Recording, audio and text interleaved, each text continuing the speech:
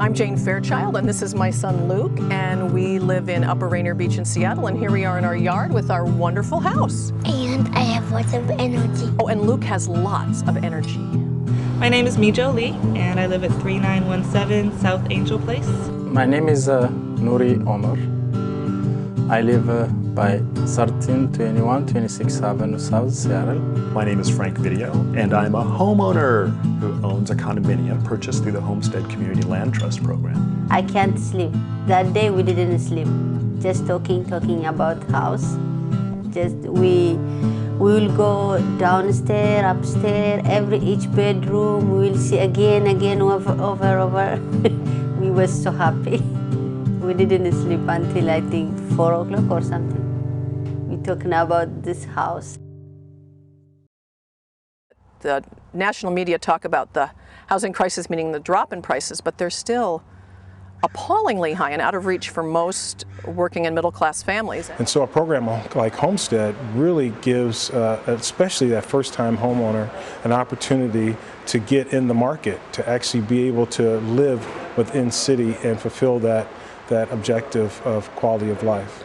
When we began the process of looking into the real estate market and getting a sense of what buying a home would actually cost, both in terms of the cost of the home and what our monthly payments for our mortgage would look like, we quickly realized that for the most part, it didn't really exist as an option for us. I was really worried that I was going to be priced out of the city, and if not for Homestead, I definitely would be priced out of the city. And I'm just so happy that I get to stay in the city. I love Seattle. I used to live a 3-bedroom apartment, and my children was one of my son. This time he's 18-year-old. He was sleep with me, in my next bed. Now he got his own bedroom, And I was a renter for all my life until I bought this house. And I was a good renter, and I took care of the houses I rented like they were my own. But they weren't my own. And there were many times when gentrification bumped me out of a rental. And so becoming a mom, it was really important to me that we were going to be able to live in one place where Luke could grow up forever and have that stability and neighborhood and a place that he would always remember as his home. So that's made it absolutely, that just changed it for me that I needed to be a homeowner. And it's been great. And if I plant a tree or a flower, I know that I'm going to see it grow. And if I plant some fruits and vegetables, I know I'm going to eat them. So it's just a different feeling of stability and long-term ownership of everything we put into this place. After having rented here in my neighborhood for a little over 20 years in a pretty affordable situation, I really kind of gave up on staying in this neighborhood. Even with some of the assistance programs that existed at the time, I didn't see how I was going to be able to afford something here. And as luck would have it, I found a place that was probably the least expensive condominium in my neighborhood at the time.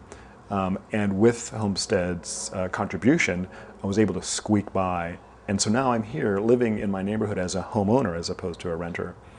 And it makes all the difference in the world. When people own their homes, they have a huge, not only financial investment, but even a larger investment in not only their home, but the entire community and the neighborhood that they want to raise their families or they want to be a part of. And Homestead brings us back to that idea of home ownership as an investment in the community and an investment in the people that live in the community and the institutions in that community. And buying a home through a land trust like Homestead, I've learned, is really a completely different way of approaching the entire process of buying and owning a home. I think it was kind of a misconception, or perhaps it was just a different priority that some of my friends had in terms of wanting to buy their first home. And that might be this fervor in boom time economics when everyone looks at home ownership not so much as home ownership, but they look at it as profit ownership. And I think the community that participates, or the buyers, potential buyers that participate in Homestead, they're more focused on home, not so much on the ability to profit from a house.